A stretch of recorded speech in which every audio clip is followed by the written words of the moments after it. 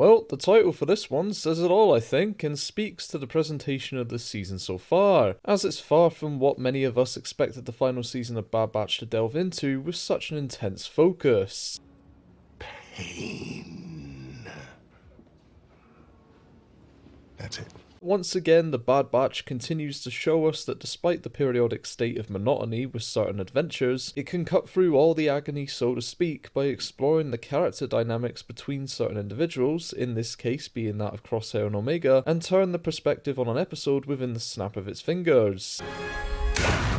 And I'll be honest, this wasn't the most compelling installment I'd seen from the show, nor was it what I'd hoped we'd see following the stellar workings of Season 3 so far in terms of pacing and direction. However, what it excels in putting over is the relationship the Bad Batch have now, and demonstrates how much learning Crosshair still has to undergo, and how open he is to all of it, and it sets us up for what should be a tense exchange next episode as the boys are back together once again with their sister playing mediator. So this one opens immediately where we left off, with Crosshair and Omega struggling to operate a ship that doesn't want to play ball, and they are quickly pulled out of hyperspace to crash on a planet named Lau that feels equal parts reminiscent of Florum, Maridon, and Ferrix. Imagination. And shortly after this very exciting landing, Crosshair leads them towards a nearby town, where they discover an Imperial presence already on world that apparently has drained this place of its value and is just sticking around for laughs.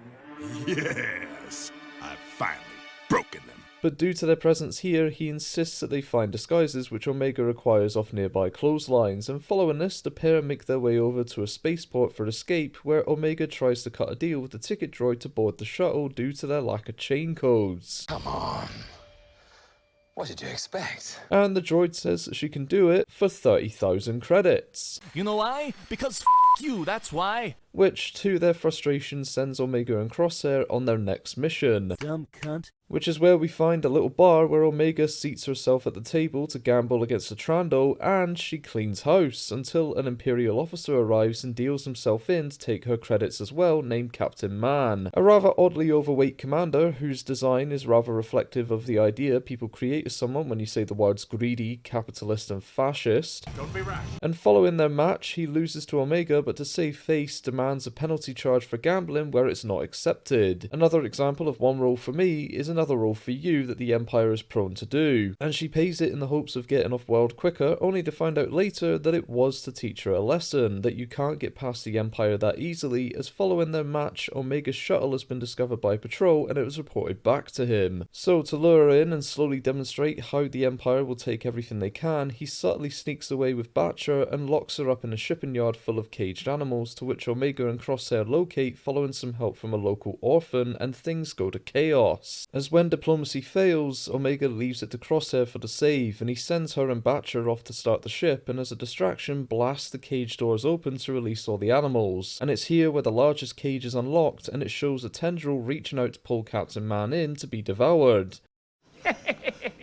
And so our little team escape from Lau and head to Ryloth's moon in an awesome little callback, but it's here where we see a tearful reunion between Omega, Wrecker and Hunter that ends with them all cautiously watching Crosshair descend the platform to reunite with his brothers once more. Fossils. So, as I said, this week's episode was a little more muted compared to what we're used to, but I think that is a change that we need to accept for now, as no doubt a lot of the intense action that we're searching for will close the curtains on this season for us in more ways than we might be able to process, so I would advise patience. But that aside, I think it's fair to say that there's not much to explore this time round, as there was in previous entries, except for the position that Crosshair and Omega are in by the end, and how this experience has rounded off those sharp edges to their relationship.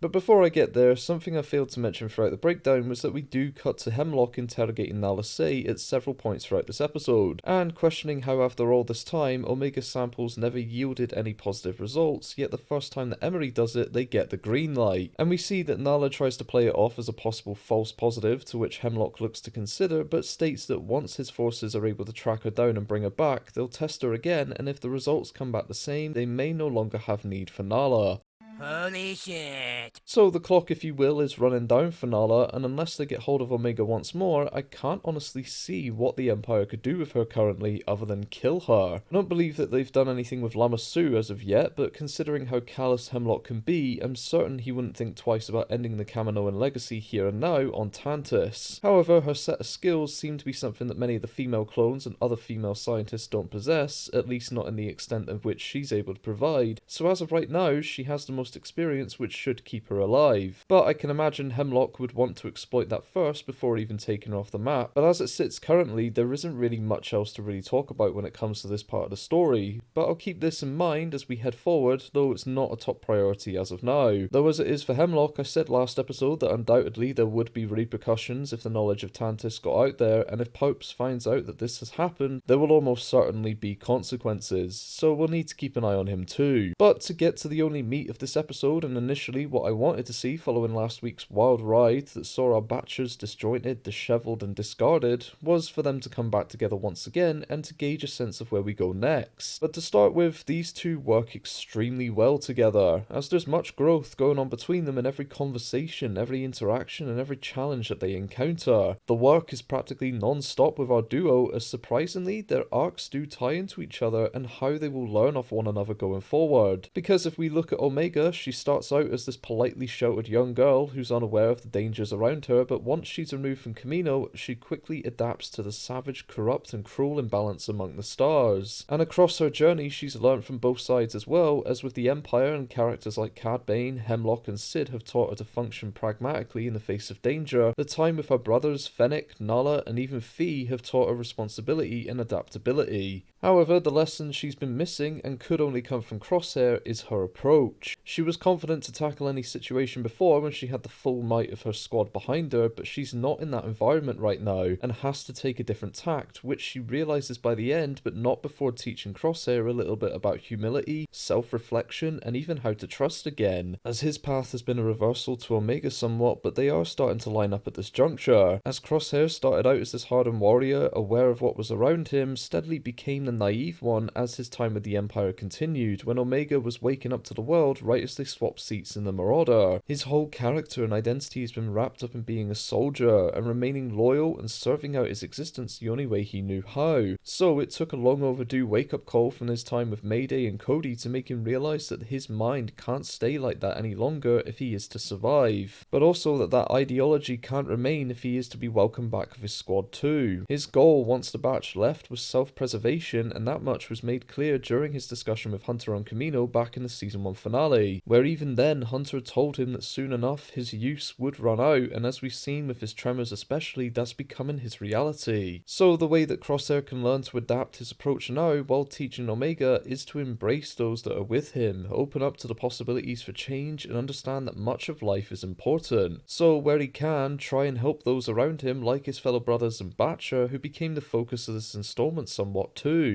Crosshair demonstrated last episode that he is steadily trusting Omega due to getting her involved with Plan 72 and letting her take the lead here with trying to secure an escape through diplomatic negotiations rather than blasting their way out. But to maintain a balanced relationship between them and until he figures out who he is now, Omega needs to offer some lenience like she did with Batcher and trust that he will come around but allow him to feel useful with the skills that he possesses for now, especially as he's learning to come down off that cloud gradually rather than being forced to let go of everything he thought he was and trust him to make his own decisions at the time. The beautiful part to these characters and what separates them from the rest of the squad is the fact that the core of their arcs is about the 3 A's: adaptation, approach and appreciation, which we're beginning to see take shape from this season onward. And ultimately one must change his ways and the other has to change her approach, with both feeding off one another to obtain their respective developments. And you could say among those lessons, Crosshair needs to learn empathy, tolerance and prioritise what matters, while Omega needs to understand character, awareness and consider better options when confronted with a situation like we saw around Batcher here, that allows for all parties to be involved and that deals with the problem quickly and unilaterally, with the correct outcome arising by the end. And it was good to see the consistency with Omega's character, that she took the Ahsoka approach to things in wanting to minimise casualties and feared what Crosshair could do if things went to his hands, but to be honest, he never actually did that much damage. No,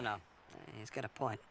That was left to the animals, which was circumstantial, but provided us with the evidence that he is learning to take a different tact. And this episode did prove that they still have much to learn from one another, however, they are understanding that their various skill sets do work well together when given the right window to aim through. However, the next stage of Crosshair's growth is to turn his beliefs on helping his fallen brothers on Tantus, as he currently sees little reason to do so, but how that perspective could be changed is by appealing to his better nature, begrudging or not. As we know, Crosshair can be pushed to do the right thing with the right motivations, and for him that could take the shape of leadership or co-leadership with Hunter in one last effort to take down Hemlock and the scheme that is killing their kind. And I could see Crosshair raising the flag for resistance as the clones go after the Empire in one concise strike that cripples Tantus and the operatives inside. And the fact that he aided Omega here despite his feelings towards rescuing Batcher, who remember is an allegory for the clones in this situation, is the first sign of him showing willingness to change, whether consciously or not. But for however nice it was to see this setup for what we'll explore next with Crosshair, Omega's line at the start of this episode was thrown in here to tell us where the story is heading next. It's now all about building that clone resistance and witnessing the formation of their uprising that's preparing them to storm Tantus and recover as many of their brothers as possible,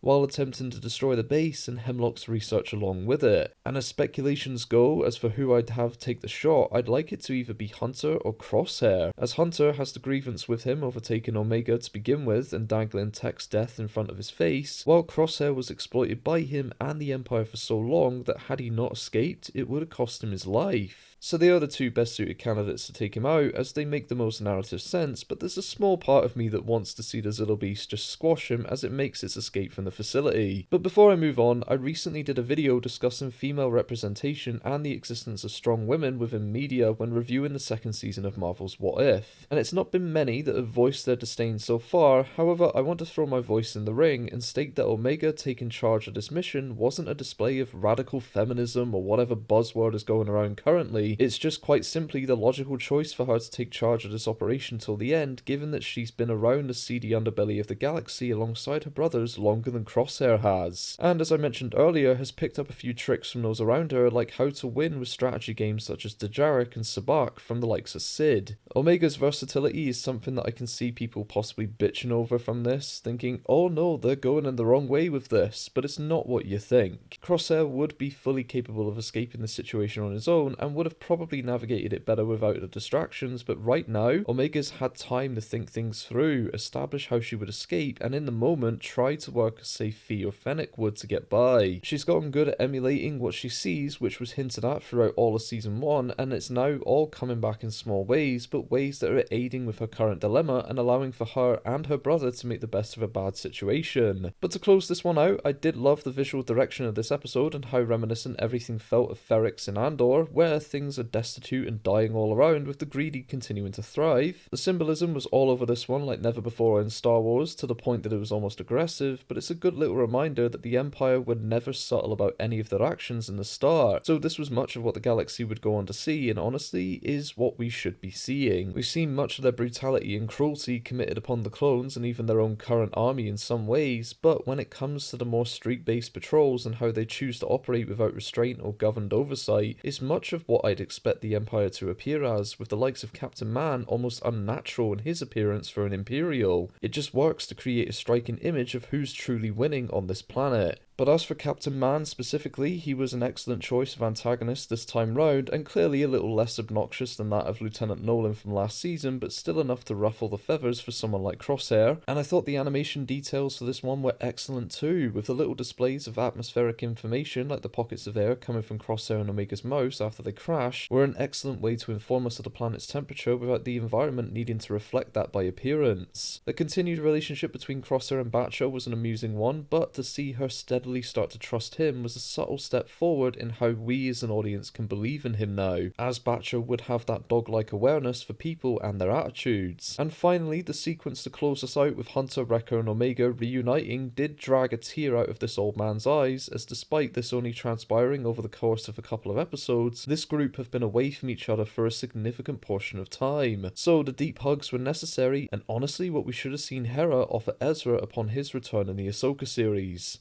goddamn right. But the cliffhanger for this one was undoubtedly Crosshair's standoff with Hunter and Wrecker at the end, who all looked tensely across from each other, showing how Crossy's got a lot of work to do before they may even consider trusting him again. However, a detail I did appreciate in this moment was Omega taking a couple of steps toward him first as a sign of respect to him for at least helping her get as far as this. But the rather disheartening part to all this is the fact that despite what Crosshair can do with Hunter, Wrecker and Echo, he'll never get the chance to bury the hatchet with Tech. But what I like to think about here is the possibility that Tech is looking down over his brother's return with a smile, as he was extremely vocal about rescuing Crosshair last season, and maybe this information could act as a motivator for Crosshair to get back into the fight one last time. Knowing that Tech wanted to do that for him, so in honour of his sacrifice, Crosshair agrees to help the clones and destroy Tantus. And as I mentioned before, the fact that this all transpired on Rylos Moon was awesome, as this was the grounds for new beginnings for the squad in Season 1. But coming here once more, could it indicate possibly a return to Ryloth this season? It might be a reach to you, but given they brought the cadets back from a small scene in Season 1, I don't think anything's off the table now. But if we did return here, could we finally see what became of Hera's mother? Who knows, but for now at least, the setting to close us out was spot on and made for a beautiful visual of the brothers looking over from one another with nothing but glares to take us home. Anyway though, that's all I've got for this one. Thank you so much for stopping by. If you like this, please hit the thumbs up and subscribe for more like it down the road, and until next time everyone, take care,